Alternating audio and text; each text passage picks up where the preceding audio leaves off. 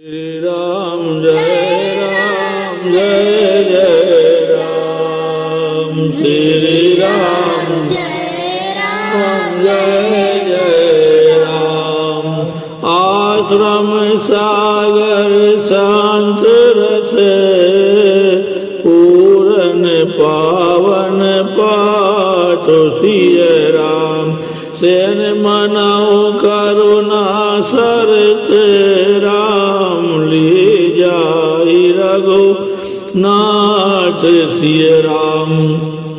श्री राम जी का आश्रम शांत रस रूपी पवित्र जल से परिपूर्ण समुद्र है।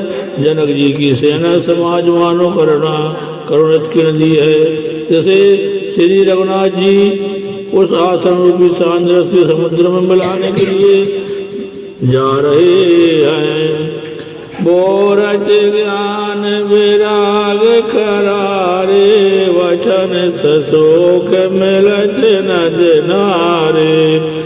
सोच उसास समीर तरंगा धीरज तट तरुवर कर भंगा। श्री राम जय राम श्री राम जय राम।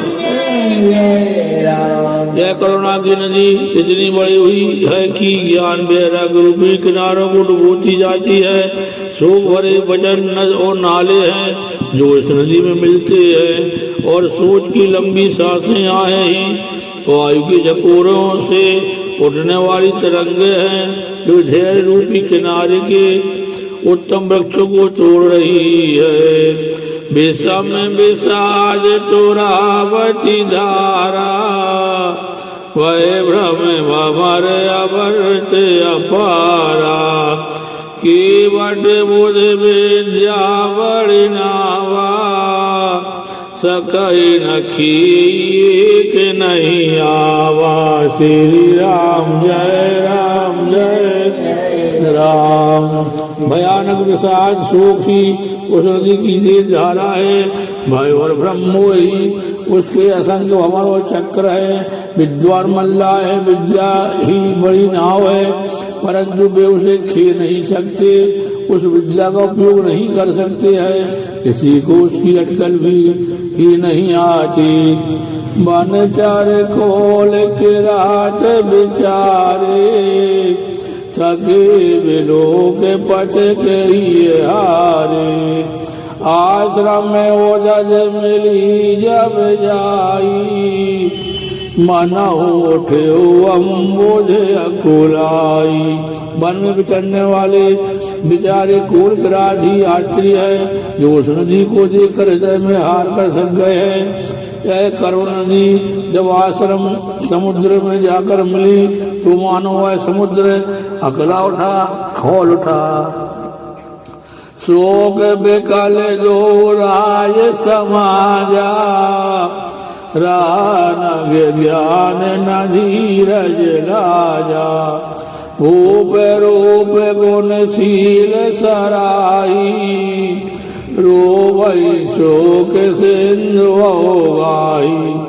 दोनों राज समाज शोक से व्याकुल हो गए।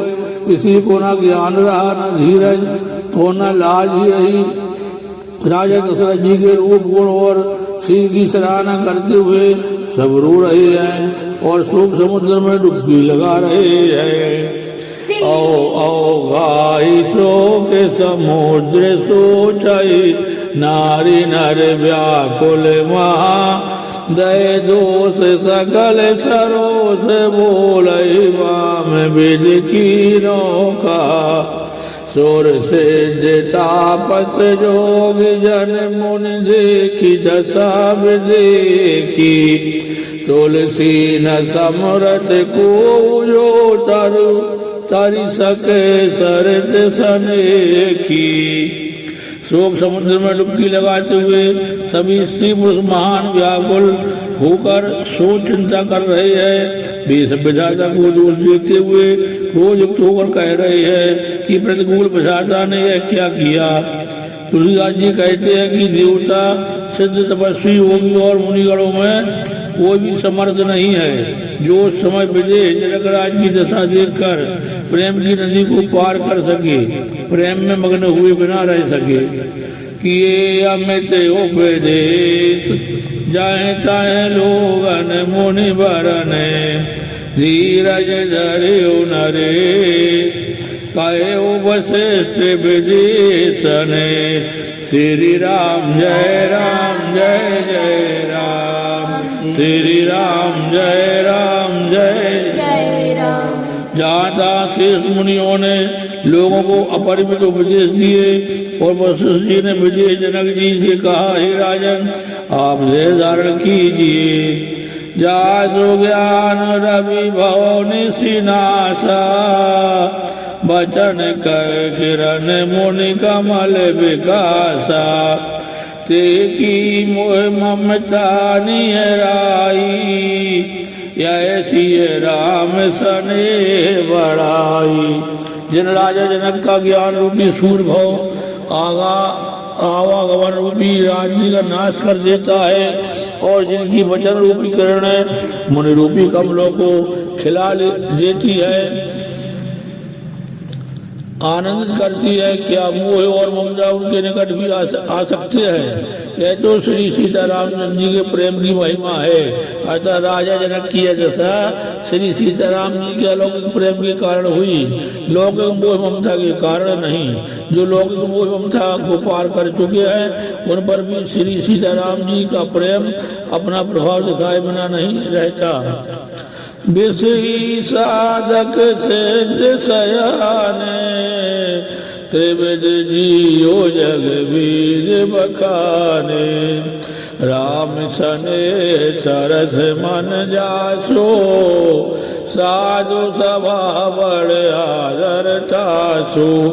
विषयी साधक और ज्ञानवान सिद्ध पुरुष जगत में ये तीन प्रकार के जीव वेदों ने बताए हैं। इन तीनों में जिसका चित्त श्री राम जी के स्नेह से सरा वो रहता है, साधुओं की सभा में उसी को बड़ा आदर होता है।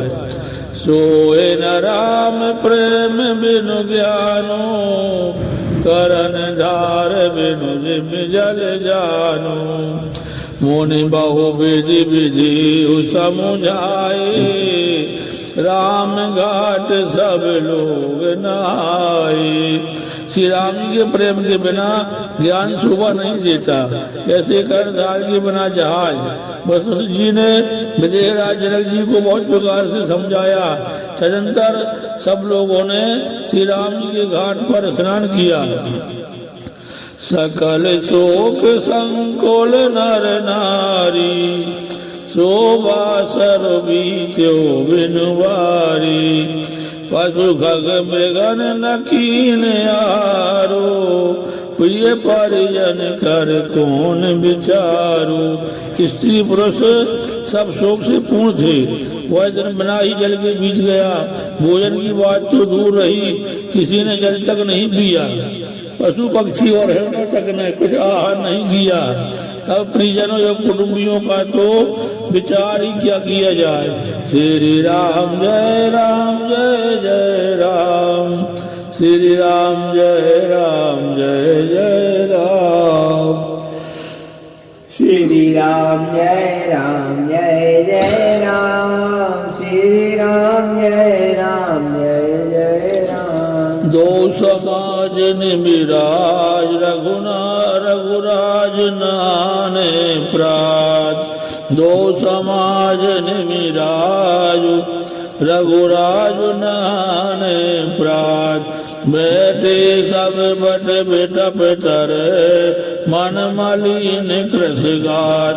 निमराज जनक जी और रघुराज रामचंद्र जी तथा दोनों ओर के समाज ने दूसरे दिन सवेरे स्नान किया और सब बड़ के वृक्ष के नीचे जा बैठे। सबके मन उदास और शरीर दुबले हैं।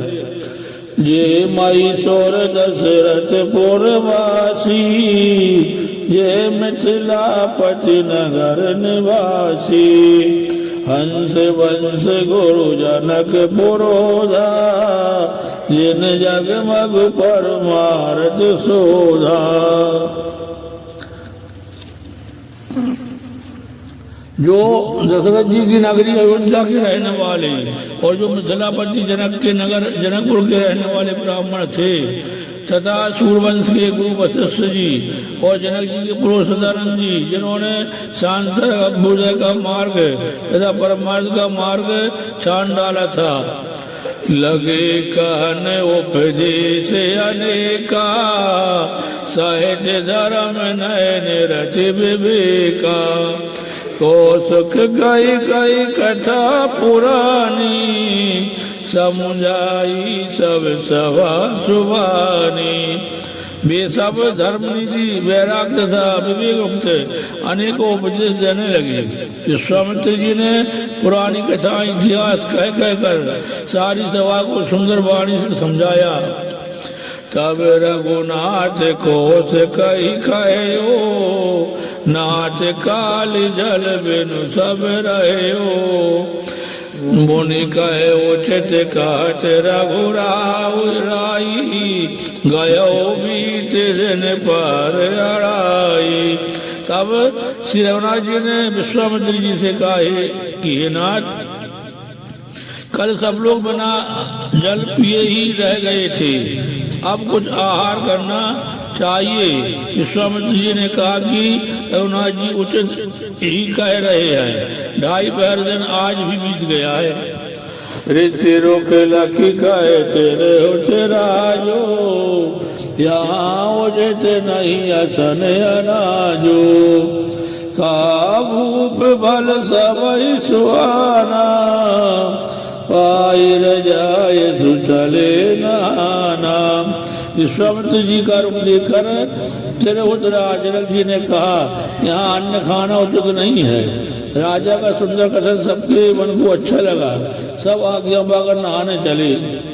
ते अवसर फल फूल दल, मूल अनेक प्रकार सिय राम। लैयाए वन चर विपुल, भरी भरी कांवरी भार सिय राम। उसी समय अनेकों प्रकार के बहुत से फल फूल पत्ते मूल आदि भंगियों और बोझों में भर कर वनवासी कोल करात लोग ले आए। कामद भय गिरि राम प्रसादा, अवलोकत अपहरत विषादा।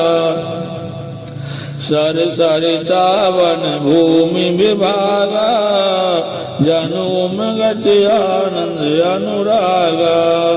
जनुम गति आनंद अनुरागा। श्री रामचंद्र की कृपा से सब पर्वत मनचाही वस्तु देने वाले हो गए। वे देखने मात्र से ही दुखों को सर्वथा हर लेते थे। वहाँ के तालाबों, नदियों, वन और पृथ्वी के सभी भागों में मानो आनंद और प्रेम उमड़ रहा है। बेली बिटप सब सफल सफूला, बोलत खग मृग अली अनुकूला। ते अवसर बन अधिक उछाऊ, ते बज समीर सुखद सब खाओ। बेले और वृक्ष सभी फल और फूलों से युक्त हो गए। पक्षी, पशु और घोड़े अनुकूल बोलने लगे। उस अवसर पर मन में बहुत उत्साह आनंद था। सब किसी को सुख देने वाली शीतल मंद सुगंध हवा चल रही थी। जाय न बरन मनोहर ताई, जनमहि करत जनक पहुनाई। तब सब लोग नाई नाई, राम जनक मुनि आय सुपाई। देख देख तरवर अनुरागे, जय तय पुरजन उतरन लागे। जल फल मूल कंद विधि नाना, पावन सुंदर सुधा समाना। श्री राम जय राम, जय जय राम। श्री राम जय राम, जय जय राम। वन की मनोहरता वर्णन नहीं की जा सकती है, मानो पृथ्वी जनक जी की पहुनाई कर रही है। तब जनकपुरवासी सब लोग नहा नहा कर श्री रामचंद्र जी, जनक जी और मुनि की आज्ञा पाकर सुंदर वृक्षों को देख देख कर प्रेम में भरकर जहाँ था उतरने लगी। पवित्र सुंदर और अमृत के समान स्वादिष्ट अनेकों प्रकार के पत्ते, फल, मूल और कंद, सादर सब कह राम गुर पटे भारी भारी वार सिय राम। पूज पितर सुर अजित गुर लगे करन फरहार सिय राम। श्री रामचंद्र जी के गुरु वशिष्ठ जी ने सबके पास बोझे भर भर कर आदर पूर्वक भेजे। तब वे पितर देवता, अतिथि और गुरु की पूजा करके फलाहार करने लगे। हे विधि वासर बीते चारी, राम ने रख नर नारी सुखारी। दो समाज असि रुचि मन माही, बिनु सिय राम फिर अब भल नाई। इस प्रकार 4 दिन बीत गए। श्री रामचंद्र जी को देखकर सब नर नारी सुखी है। दोनों समाजों के मन में ऐसी इच्छा है कि श्री सीताराम जी के बिना लौटना अच्छा नहीं है। सीताराम संग वनवासो, कोटि अमरपुर सरस सुपासो। परिहर लखन राम बैदेही, जय गरु भाव वाम विदिते। श्री सीताराम जी के साथ वन में रहना करोड़ों देव लोगों के निवास के समान सुखदायक है। श्री लक्ष्मण जी, श्री राम जी और श्री जानकी जी को छोड़कर जिसको घर अच्छा लगे, विधाता उसके विपरीत है। दाहिन दयाई होई जब सब ही, राम समीप बसिए वन तब ही। दाहिन दया होई जब सब ही, राम समीप बसई वन तब ही। मंदाकिनी जनु त्यों काला, राम दरस मुझ मंगल माला। श्री राम जय राम जय जय राम, श्री राम जय राम जय जय राम। जब जो सबके अनुकूल हो गए तभी श्री राम जी के पास वन में निवास हो सकता है। मंदाकिनी जी का तीनों समय स्नान और आनंद तथा मंगलों की माला समूह रूप श्री राम जी का दर्शन। अटनु राम गिरि वन तापस छल, असन अमीय समय कंद मूल फल। सुख समेत संबत दुई साता, पल सम होए न जन जाता। श्री राम जय राम जय जय राम, श्री राम जय राम जय जय राम। श्री राम जय राम जय जय राम, श्री राम जय राम जय जय राम। श्री राम जी के पर्वत कामदनाथ वन और तपस्वियों के स्थानों में घूमना और अमृत के समान कंद मूल फलों का भोजन। 14 वर्ष सुख पाने, 14 वर्ष सुख के साथ पल के समान हो जाएंगे, बीत जाएंगे, जाते हुए जाने नहीं पड़ेंगे। ये सुख जोग न लोग सब, कायत भाग सिय राम। साज सुभाष समाज दो, राम चरण अनुराग सिय राम। सब लोग कह रहे हैं कि हम इस सुख के योग नहीं है, हमारे ऐसे भाग कहाँ। दोनों समाजों का श्री रामचंद्र जी के चरणों में सह स्वभाव से ही प्रेम है। ए विधि सकल मनोरथ करई, वचन सप्रेम सुनत मन हरई। सीय मातुते समय पठाई, दासी देख सुअवसर आई। श्री राम जय राम जय जय राम, श्री राम जय राम जय जय राम। इस प्रकार सब मनोरथ कर रहे हैं।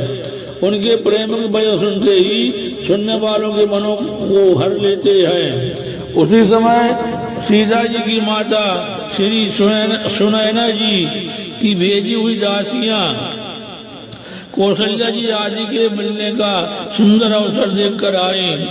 सावकाश सुने सब सिय सासो, आयो जनक राज रनवासो, कौशल्या सादर सन मानी, आसन दिए समय सम आनी। श्री राम जय राम जय जय राम, श्री राम जय राम जय जय राम। उनसे सुनकर की सीता जी सब सासुएं इस समय फुर्सत में है।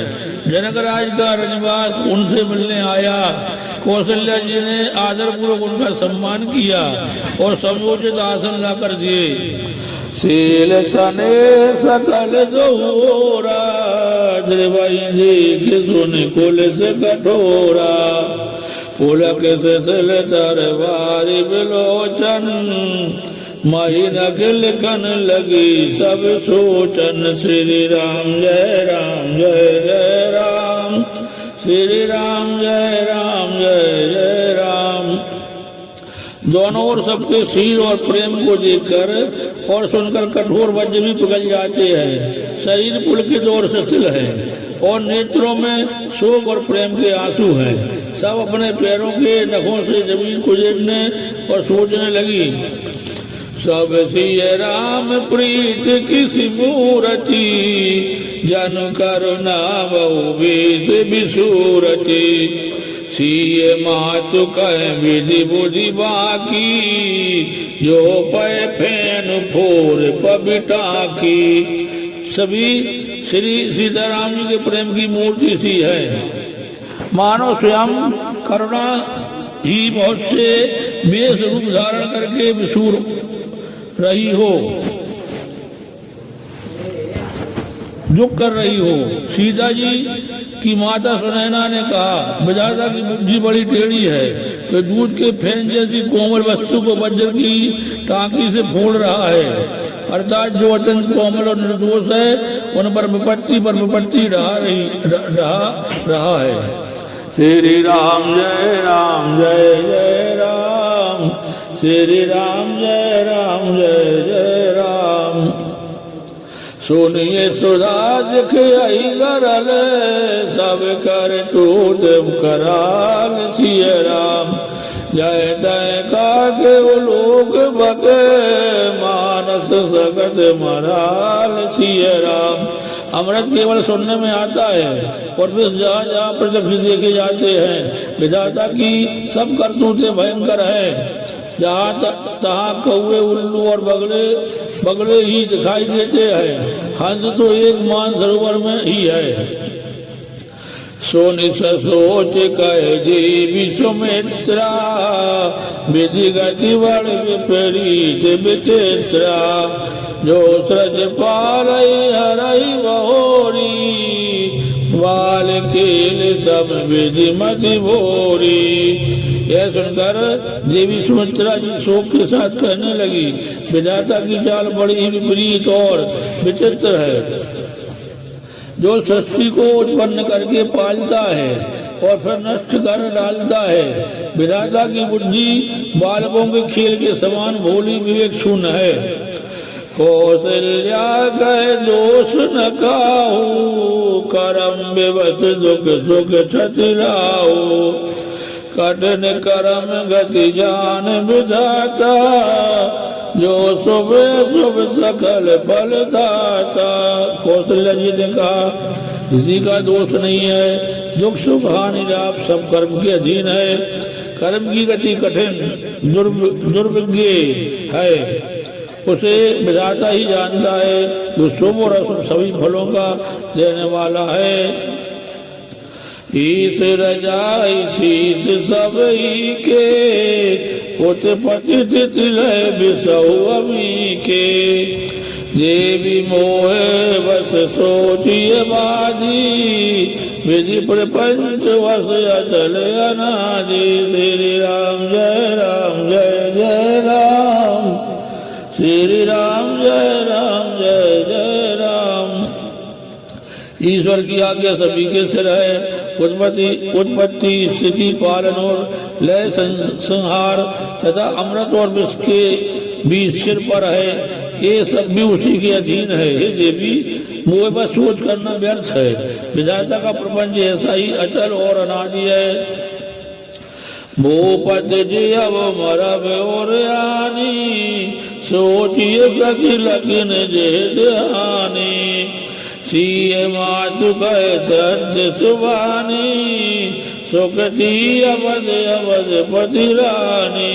महाराज के मरने और जीने की बात को हृदय में याद करके जो चिंता करती है, वह तो ये सखी हम अपने ही हित की हानि देखकर स्वार्थवश करती है। सीता जी की माता ने कहा, आपका कथन उत्तम और सत्य है।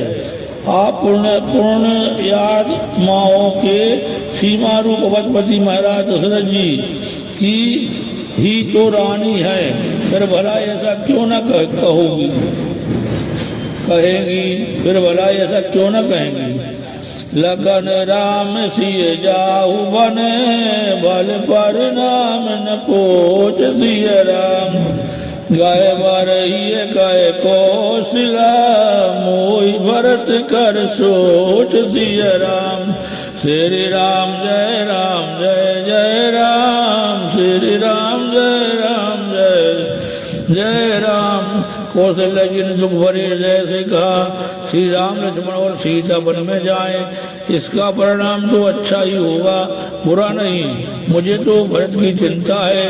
श्री राम जय जय राम, श्री राम जय जय राम, श्री राम जय जय राम, श्री राम जय जय राम, श्री राम जय जय